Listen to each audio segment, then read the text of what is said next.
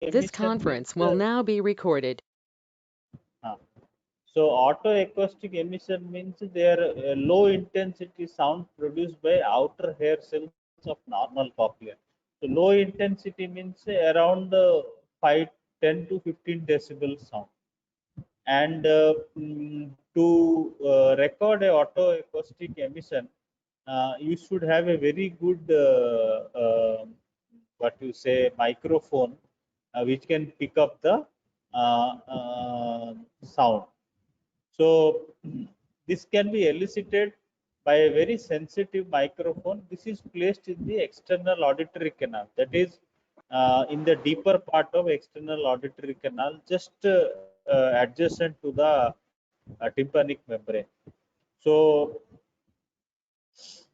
absent autoacoustic emission indicates there are a lot of things, but when the outer hair cell are damaged, then definitely the autoacoustic emission is lost. So this is how they serve to test the cochlear function. Now autoacoustic emission for all purpose can be divided into two broad headings. One is spontaneous, another is evoked.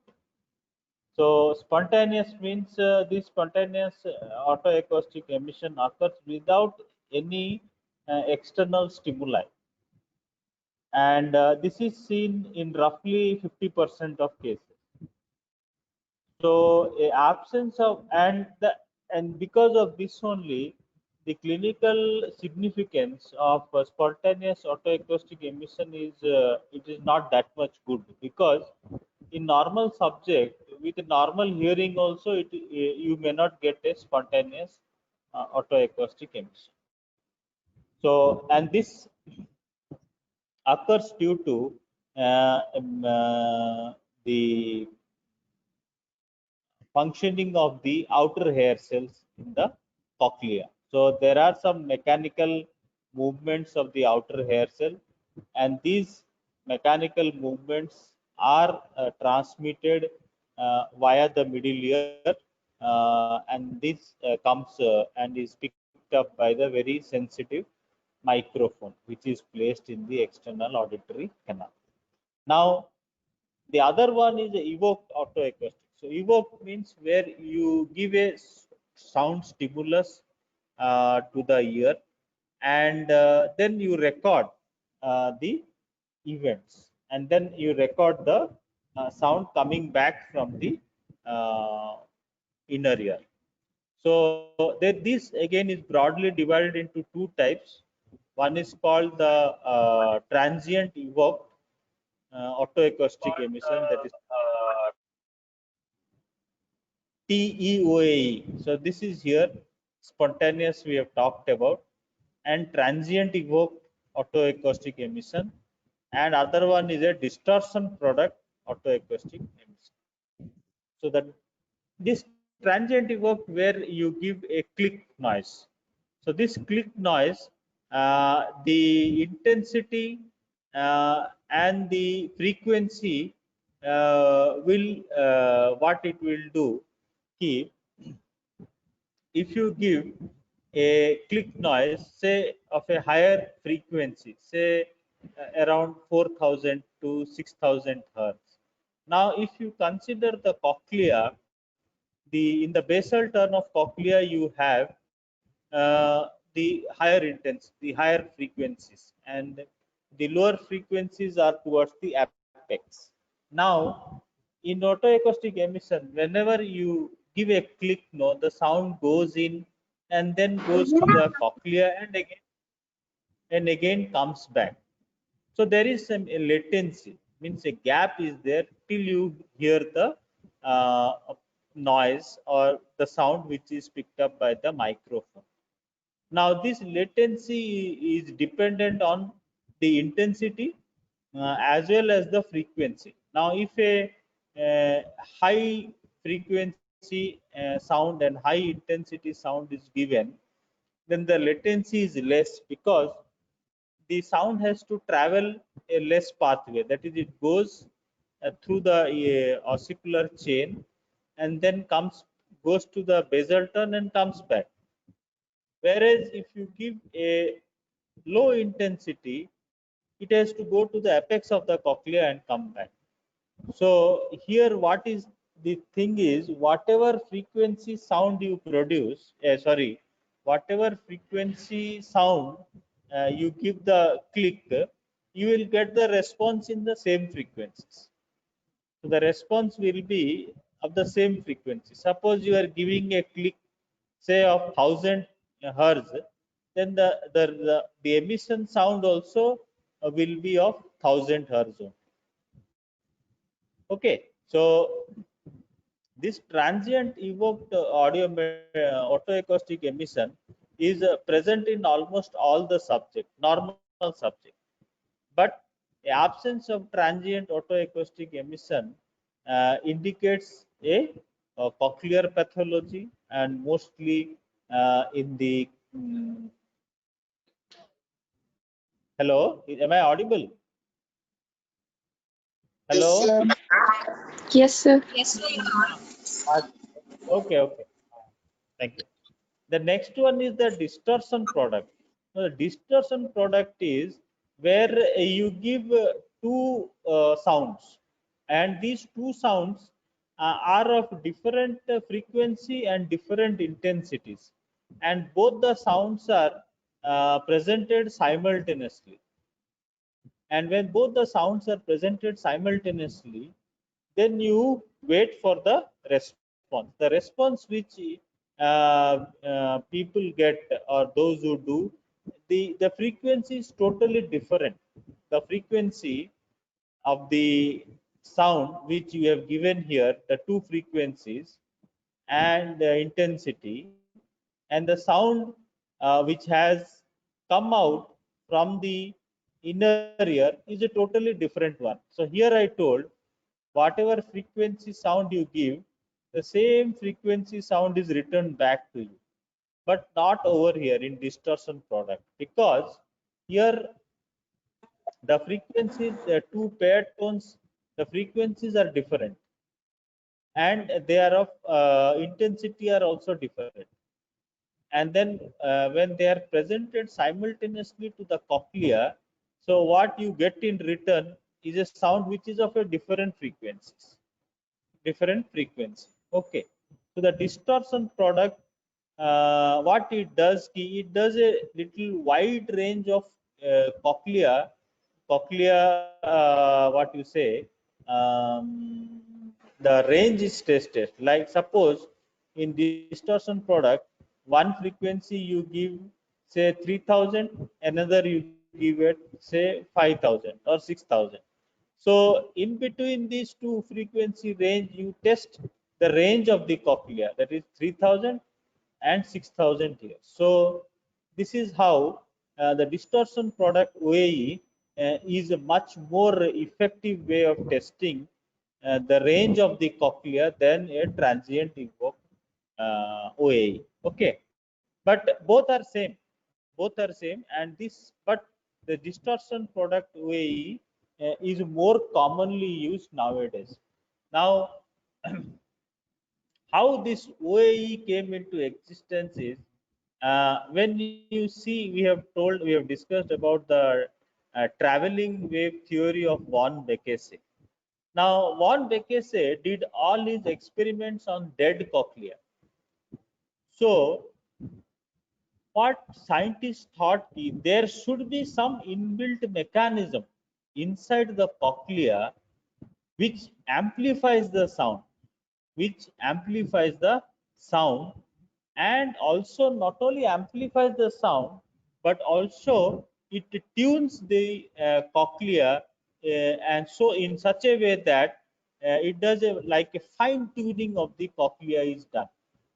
So this led to the discovery of autoacoustic emission. So now it is taken into consideration that the outer hair cells are the plays the vital role of amplifying the sound and also fine tuning the cochlea, so that even a difference of 1 hertz sound can be appreciated as two different noise by the cochlea. Can you understand? Hello? Are you? Yes, sir. Hello? Yes, Yes. sir. Okay. Good. Now, the uses of OAE, it is used as a screening test for neonates to note whether the child is able to hear or not, and also uh, to distinguish from cochlear and retrocochlear hearing loss, and also to test hearing in mentally challenged and uncooperative individuals after sedation. So here, in particularly in neonates, no, em, you have to give a good sedation to that so that the child lies down and does not have show any muscular activity during the procedure. Like BERA, which will be coming to later, this OAE graph also may be hindered by external noise as well as internal noise. So by internal noise, I means the noise which is present in the inside the human body, like the flow of blood, swallowing, okay, or a movement of the muscles of the neck. So and another is the EEG, the activity going on in the brain. So these all are internal noise which can also be incorporated in the graph. When you are taking the OAE graph, these noise also will come into the graph.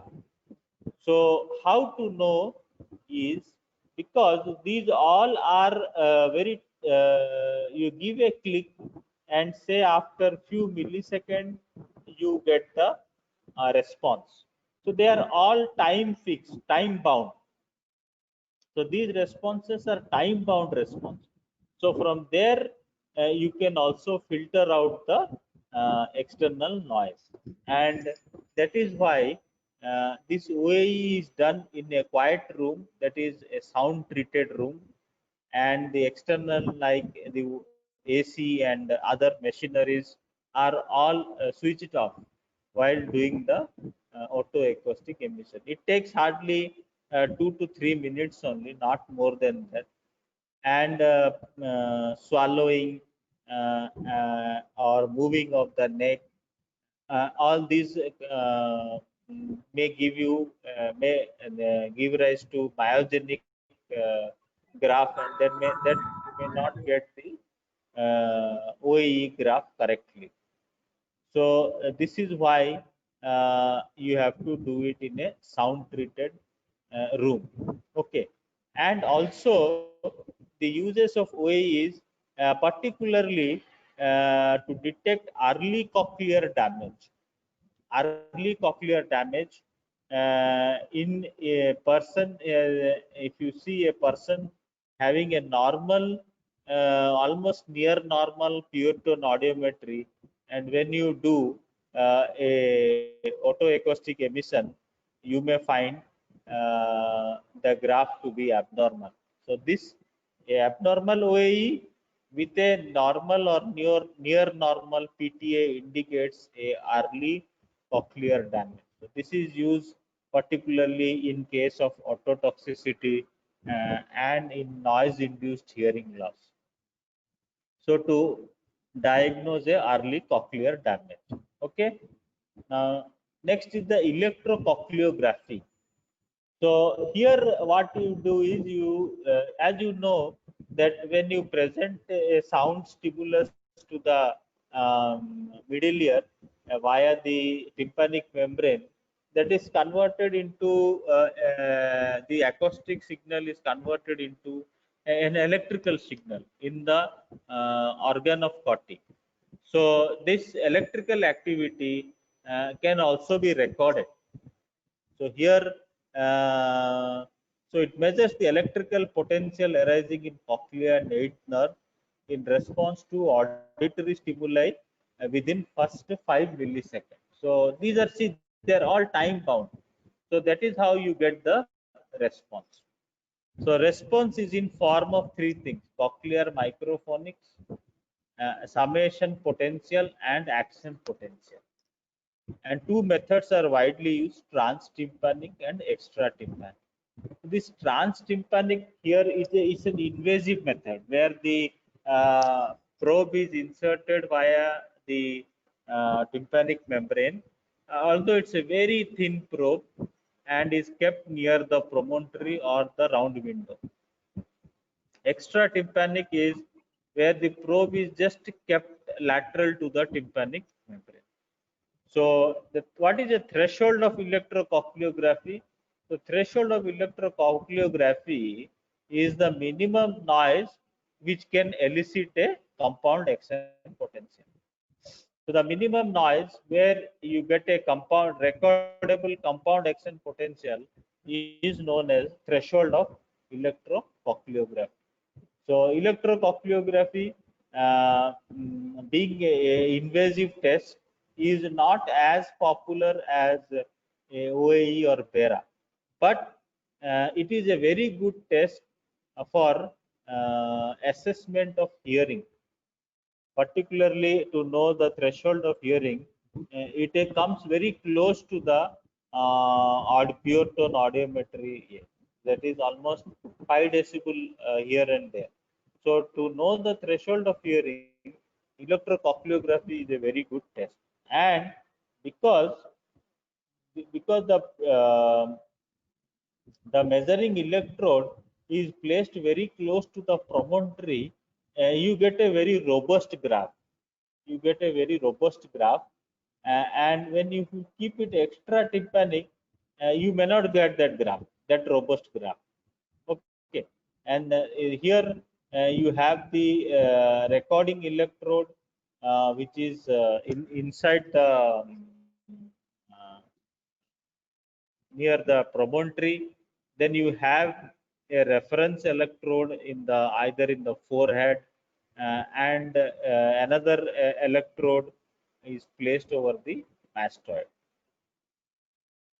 So these are, you can see, this is the intrameatal electrode. These electrodes are placed in external auditory canal.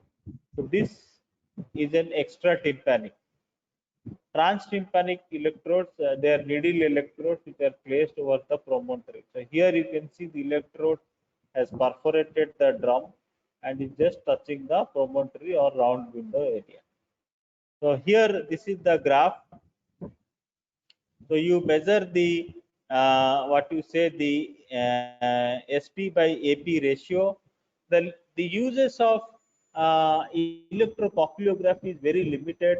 That is mostly used in diagnosis of Meniere's disease, and also you can know the threshold of hearing. But there are other tests where you can get it done very easily.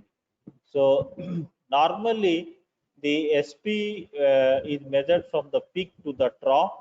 This is the peak. The amplitude of summatic potential and action potential can be measured from peak to trough. This is the peak and this is the trough.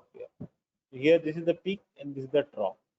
So normally the SP by AP ratio uh, is below 0.25. So if it is increased, so if SP by AP ratio greater than 45% is considered to be abnormal. So this is seen in Meniere's disease. This is seen in the Meniere's disease. So the uses are objective identification and monitoring of Meniere's disease and endolymphatic hydrops. Enlarged SP reflects pathologic condition of the endolymphatic hydrop. So why this summating potential, sorry, is increased is due to increased tautness of the basilar membrane. The basilar membrane become more taut. So when the basilar membrane becomes more taut, no, the summating potential increases. So the SP by AP ratio also increases. Okay, so this is seen in Meniere's disease. On an average, SP by AP ratio of 0.45 is greater is considered abnormal. So although routinely up to 0.25 is considered to be normal, but beyond 0.45, you can say it as abnormal, and diagnostic of Meniere's disease. So electrocochleography recording, this is very important during a lateral skull base surgery where you do a translabyrinthine approach. So or a lateral skull base surgery where you come closer to the cochlear nerve, the facial nerve and all. So you can keep the electrocochleography recording going on during the surgery to assess the functional integrity of peripheral and brainstem pathway directly during operation, and also see whether the and also check whether the you are injuring any um, part of eighth nerve or not, so that you can also change your direction of operation. Now coming to auditory brainstem response, also known as brainstem evoked response audiometry, because the most of the job done here is limited. You test the brainstem area.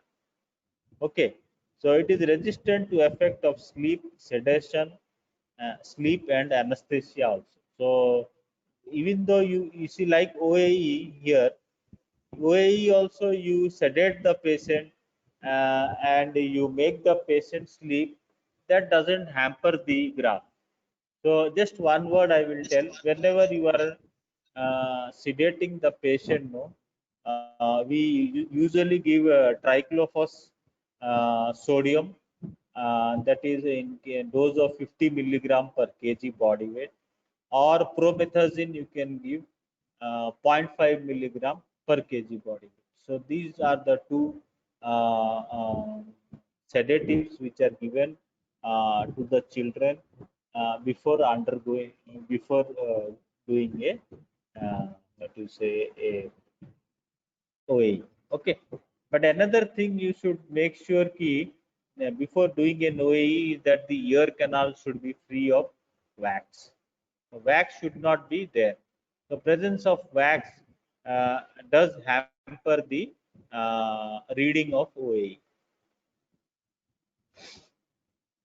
So BERA is an objective way of eliciting brainstem potential in response to audiological click stimuli.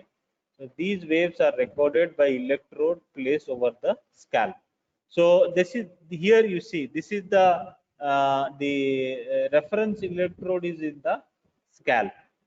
So here you have the active electrode is placed at the vertex, and then you have a ground electrode placed over the forehead at the nasion point, and another electrode you can place it over the ipsilateral masted or the earlobe, wherever you want to. So if the patient is a very hairy patient and have a good chunk of hair, you can shave off the little bit of area to place the electrode, because presence of hair will lead to an abnormal stimuli. So this is why, because these electrodes are placed on the scalp, that is why the waves of the BERA are not as robust as the electrocochleography. Okay. Hello. Hello. Yes, sir. I'm audible now? Yes, sir. Acha, Vidhi is there? Hello, Vidhi. Okay, I think she is not able to hear. Just give me a second.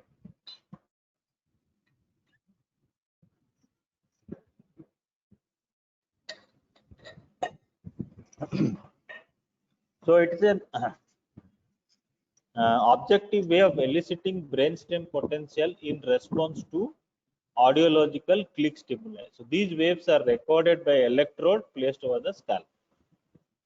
Since the electrode should be placed over the head, the hair must be oil free. Not only the hair must be oil free, even you should remove the hair also if it is required. The standard electrode configuration of BERA involves placing a non-inverting electrode over the vertex and an inverting electrode placed over the earlobe or masted prominence. and earthing electrode. This we have already discussed over the forehead. So the brainstem evoked response audiometry, the impulses are generated by the brainstem. So that is why it is called as brainstem evoked response audiometry. So here also you give clicks which are roughly 50 to 60 decibel above the threshold of hearing. So then what happens, these impulses when recorded, they contains a series of peaks and troughs. So the positive peak is referred to by Roman numerals 1 to 7. So each peak signifies a different area, and these peaks are considered to originate from the following site, like wave 1 and 2 from the cochlear nerve, wave 3 from cochlear nucleus, wave 4 from the superior olivary complex, wave 5 from the lateral lemniscus, and 6 and 7 from inferior colliculus. So and here I will tell you one more point. The here two things you see is you compare the amplitude of the wave. One, number two is the latency, after how many millisecond of giving the click the waves come. Number two, number three is the inter wave latency, like wave 1 and wave 3 and wave 3 and wave 5. And these are few things you see in case of a when you are seeing a barograph. And suppose in sometimes when you don't get a wave 1 and you suspect there is a cochlear nerve, there is some pathology, then you can go back to electrocochleography and find out. If electrocochleography is normal, then you in some cases you may not get a good wave. That means either there is some problem in the doing the para, or there is some other inbuilt problem in the machine by which the wave one was not recorded. So a absent wave one can be cross-checked by doing a electrocochleography. Okay, so here you see the amplitude, then the interoral the interwave, the latency or interpeak latency between 1 and 3, usually it is 2 milliseconds, and between 3 and 5 it is between another 2 milliseconds. So when you give a tone click, no, there are three responses. One is the early, the mid response, and late response.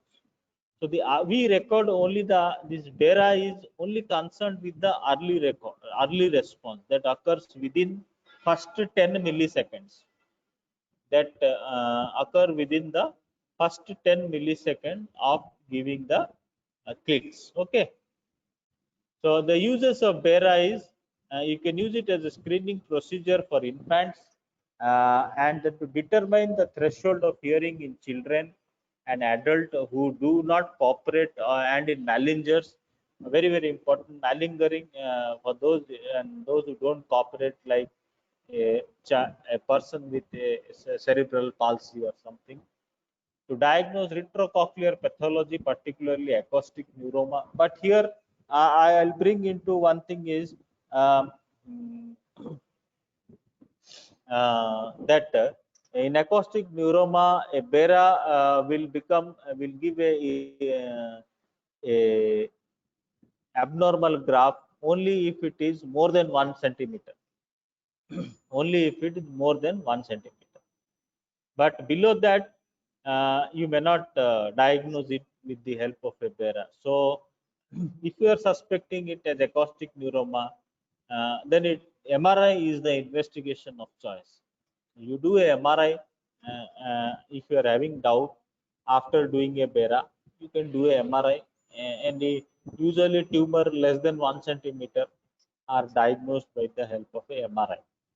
And to diagnose some brainstem pathology like multiple sclerosis or pontine tumor, and to monitor eighth nerve intraoperatively in surgery of acoustic neuroma. That also you can do with the help of a BERA.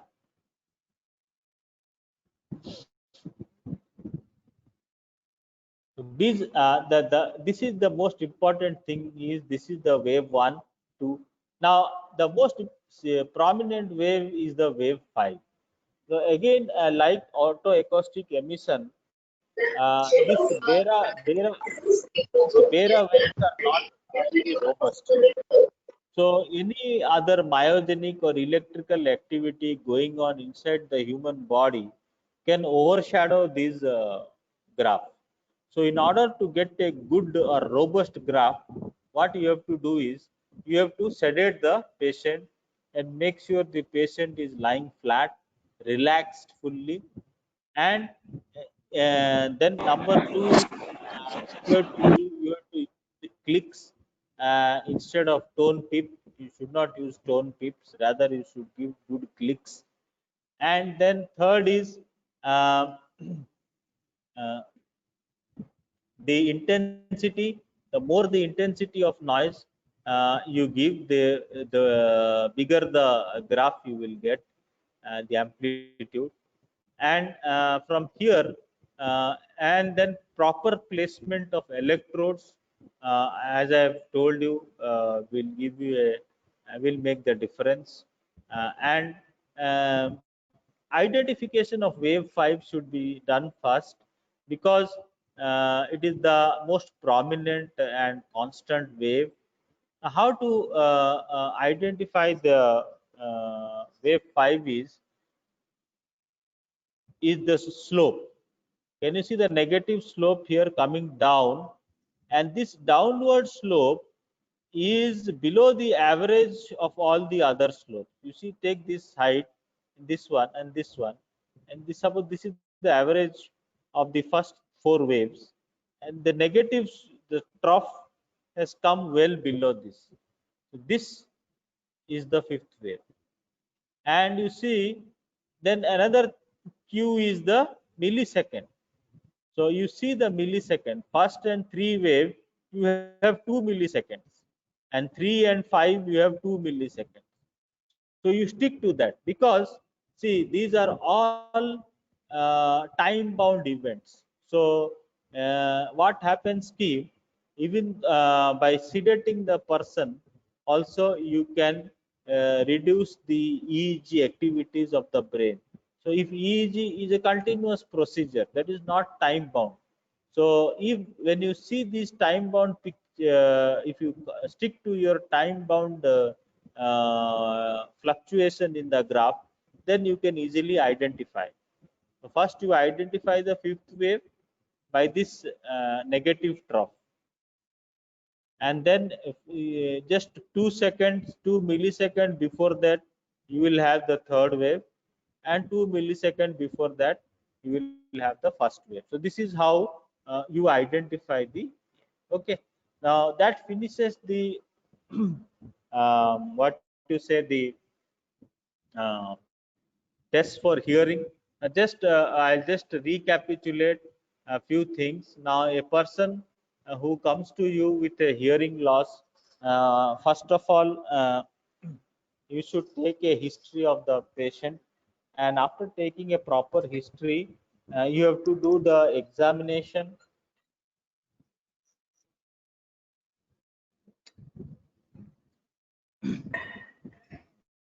You have to do the clinical examination, uh, use of a otoscope or bullseye lamp, and then followed by the routine tuning fork test which are there, Rinne test, Weber test, and absolute bone conduction test, and all this. And then after that, after that, what you do is after that, what you do is, after knowing the Rinne and Weber and absolute bone conduction, by this time you have the rough idea of what type of loss you are dealing. So I'll just give you one small here. When you talk with the patient, no, when you talk with the patient, you can know whether the patient is having a sensory neural hearing loss or a conductive hearing loss. So a patient with conductive hearing loss will have a very soft, monotonous voice. So soft monotonous voice. Why? Because he or she is able to hear his or her own voice very clearly. So they will speak very softly to you, and it will be in a monotonous tone. Whereas a sensory neural hearing loss will howl at you, and because he or she cannot hear their own voice. Okay, so now again, this is just a small observation which you can make while examining the patient. It may not be say 100%, it may not be present all the time, but just a small hint for you. Then next is the age factor. Although now you see cases of sudden sensory neural hearing loss can occur to anyone, but still sticking to the age factor, conductive hearing loss more commonly seen in younger age group, and unless and until the child has a syndromic A and all. Apart from that, routinely if you see presbycusis is seen after the age of 40 years, and that can lead to a sensory neural hearing loss. Okay, then after doing your Rinne test, Weber test, and absolute bone conduction test, by this time you know that whether the patient is having a conductive hearing loss or sensory neural hearing loss. Now, to quantify the hearing loss, also you have tuning fork test, like that is known as a serial tuning fork test. So where you use tuning fork of 256, 512, and 1024. So this serial tuning fork test is only used for Rinne test. You don't use it for Weber test. So for Rinne test only, if Rinne is negative for all the three tuning fork, like negative for 256, negative for 512, and negative for 1024, that indicates the loss is more than 45 decibels. If it is negative for 256, 512, and positive for 1024, it is roughly around 30 decibel. If it is only negative for 256 but positive for 512 and 1024, it is roughly 15 to 20 decibels. So this is a rough estimate to quantify by doing what you know as a serial tuning fork test, but that is only for Rinne test. Weber test is one only. So the most important thing is you should know how to hold the tuning fork and where to hit the tuning fork. Okay, so now when you are holding the tuning fork, you have to hold near the stem of the tuning fork and gently hit on a bony prominence or on a hard surface. And you should not hit it very hard because it will produce overtones, and then place it parallel to the canal, roughly 1 centimeter away from the canal. So this is very important, and the movements when you hit the tuning fork should come from your wrist like this. Hit like, don't hit like this, not a hammer. You just hit, move the wrist, and then it produces a very nice sound. Okay, then next is, once the tuning fork test is done, and then you can do is a audiometry, and you know the pure tone audiometry we are doing. And apart from pure tone audiometry, you have what is known as the speech audiometry. So if any examiner asks you which is you will prefer, whether a pure tone audiometry or speech audiometry, you say it's always a speech audiometry is much better than a pure tone audiometry. So pure tones, you can see it is down. It is done in a sound treated room, and you give pure tones. Start with 1000 hertz, and then go on 2000, 4000, 8000, then come back to 250, 500, 1000, again recheck. So this is what I told is for air conduction. For bone conduction, it is 1000, 2000, 4000, 250, 500, recheck at 1000. So for bone conduction, you don't go beyond 4000, but for air conduction, you can go to 8000. Now, in between these two, you have, so these are called the octaves. So, but in between them, you have like 3000 is there, okay, 750 is there, 6000 is there. So these are called semi octaves.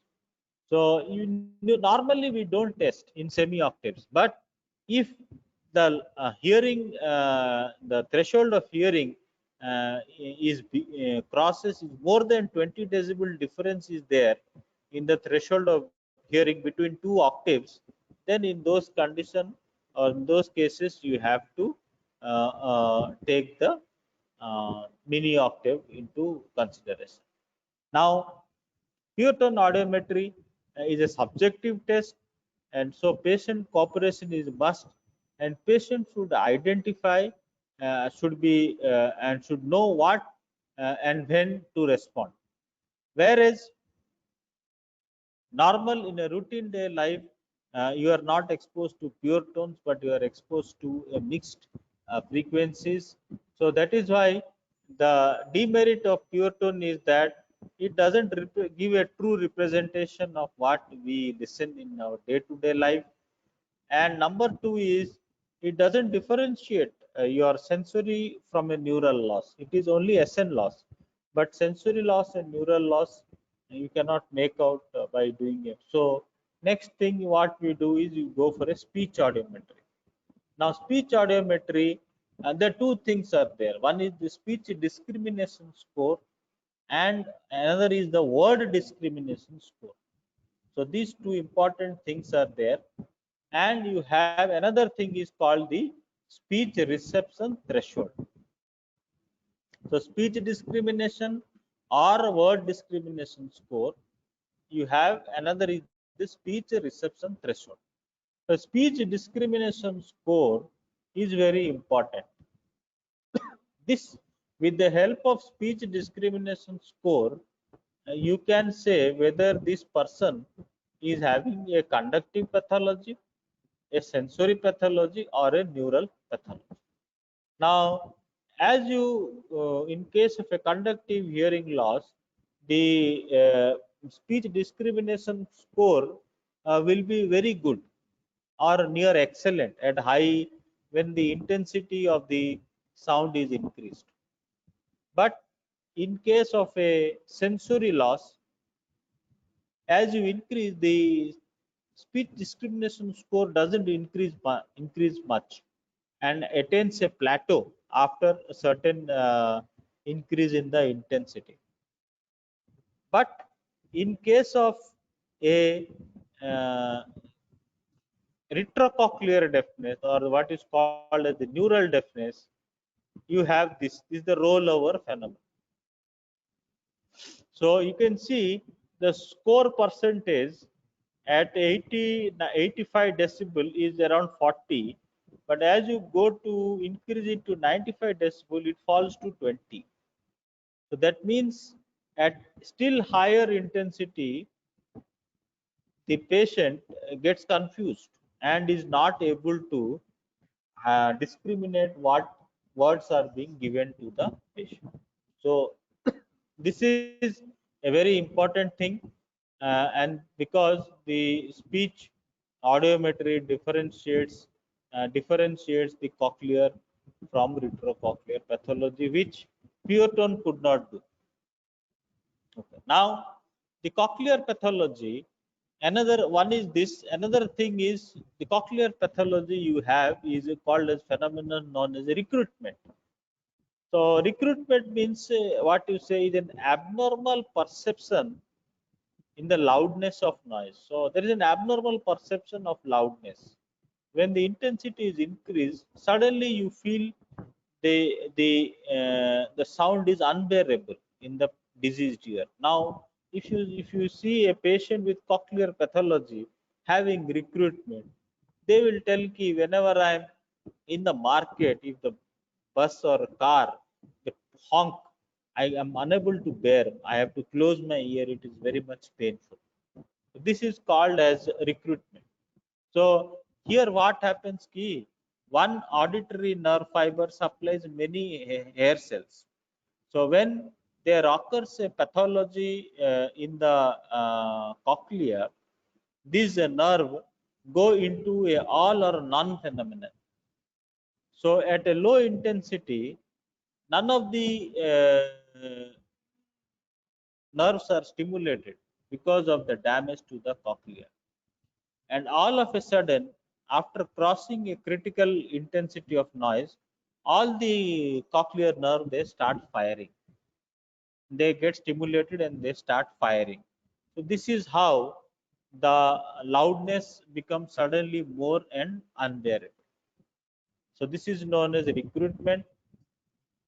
There are tests for recruitment that is called as ABLB test, that is alternate binaural loudness balance test, or otherwise known as Fowler's test. Fowler. So this is some examiner might ask you what is a Fowler test.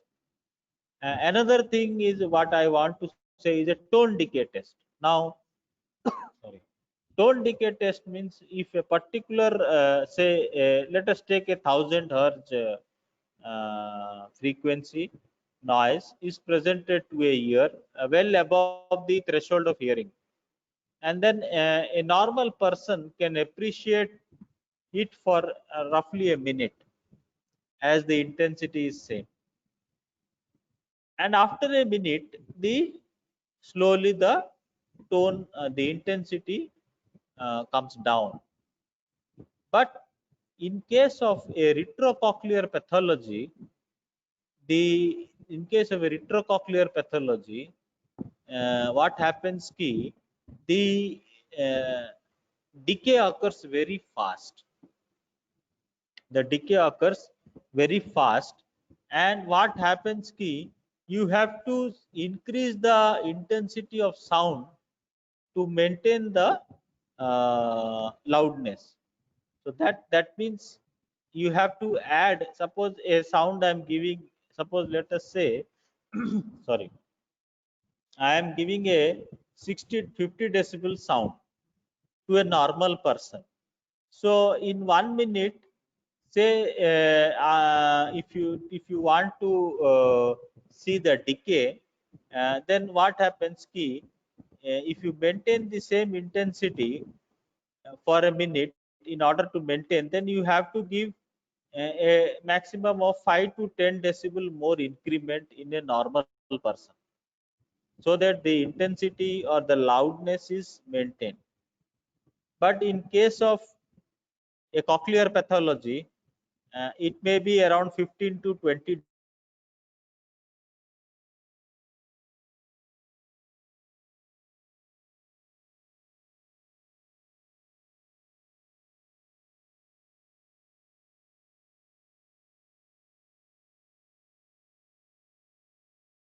decibel, and if it is exceeds 25 decibel, then it indicates a retro. That 1 minute time decibel more heard to be same all through the 1 minute. Did you get my point? Hello, hello, Yes, sir. hello. Yes, sir. Did you get what I told about this tone decay? Yeah, Uh, yes, sir. so then okay, good.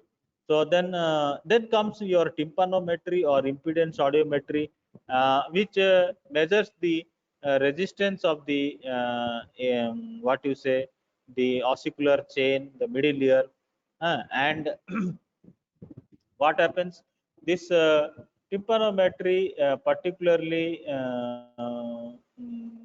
is a objective test, and what happens ki there are three probes. One adjusts the pressure from minus 250 to plus 250, and then another thing you can do is another is a sound which is produced, and you have a receiver which catches the sound which are reflected back. Okay. So tympanometry And the main function is it assesses the middle ear function, working of the middle ear, and not only that, you can also do a lot of things with help of a tympanometry. Uh, it can also help to, if you do a stapedial reflex with tympanometry, then and then another thing is that is called as acoustic reflex, because you give a sound and then you have the feedback.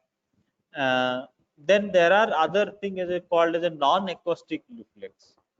So where the patient is totally deaf. So in those conditions, you stimulate the trigeminal nerve. So the trigeminal nerve, known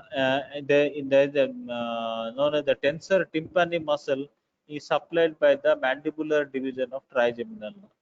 So the tensor tympani muscle, when you stimulate the trigeminal nerve, it causes contraction of the tensor tympani muscle. But unlike the stapedius muscle, the stapedius muscle has a less latency, and the contraction power of stapedius muscle is much higher compared to the tensor tympani. But in case of a very profound hearing loss, you cannot elicit the stapedial contraction. So in that case, this is you can rely on is a non-auditory stimulus. That is, you just stimulate the area skin in front of the tragus, or you can also just touch the cornea to stimulate the trigeminal nerve and elicit contraction of the tensor tympani. Okay. Hello. Yes, sir. Hello. So this is Yes, sir.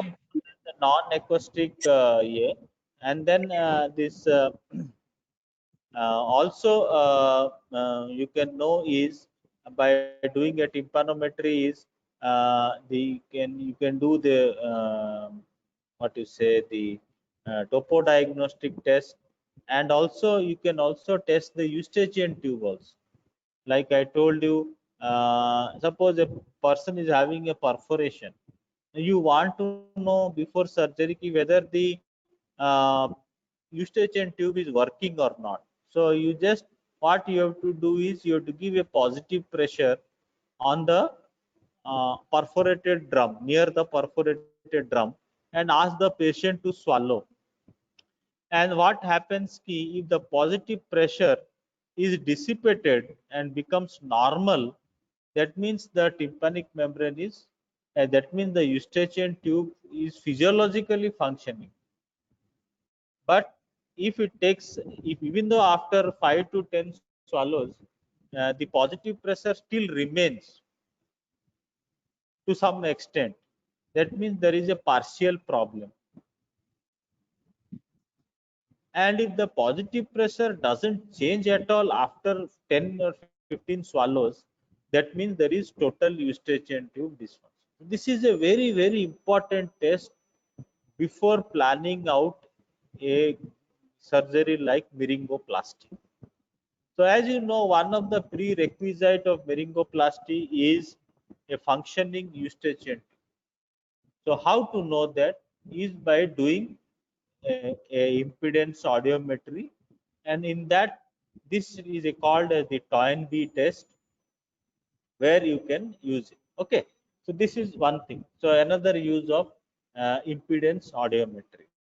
Then next you have is the autoacoustic emissions, which we discussed today, electrocochleography and BERA. So autoacoustic emission and BERA are particularly more used nowadays, particularly the autoacoustic emission for screening of infants, for screening of neonates and infants. Okay. Any doubt you have?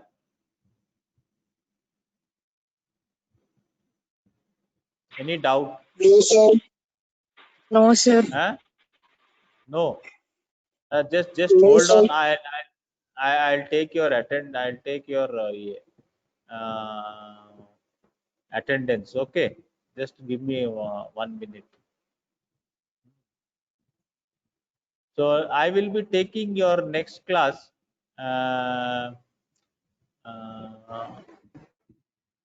on Tuesday, where we will discuss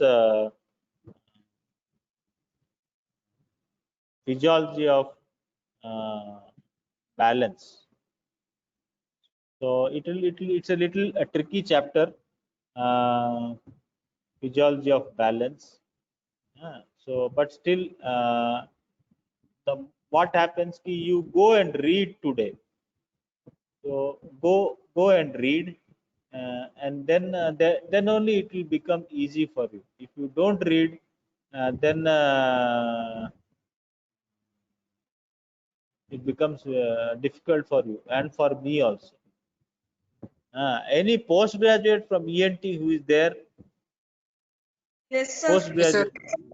Yes, sir. Yes, sir. Firoz is there. Nandini Yes, sir. also joined. Yes, And sir. anyone apart from you two? Last year, Yes, sir. Lasya, Lasya is there. Prasanna. Good morning, Prasanna. sir. Yes, sir. Morning, morning. Acha. Okay. Any doubt you have, our postgraduates? Any doubt you have, you can ask. Anything, or you want to? If you want a more in-depth here, then we have to, because this is a undergraduate class. You have a overview. If you want to have in-depth class, then we can take it separately again. Prasanna, your voice is not audible, Ray. Sir, can you hear me, sir? Now I can hear you. Tell. Tell.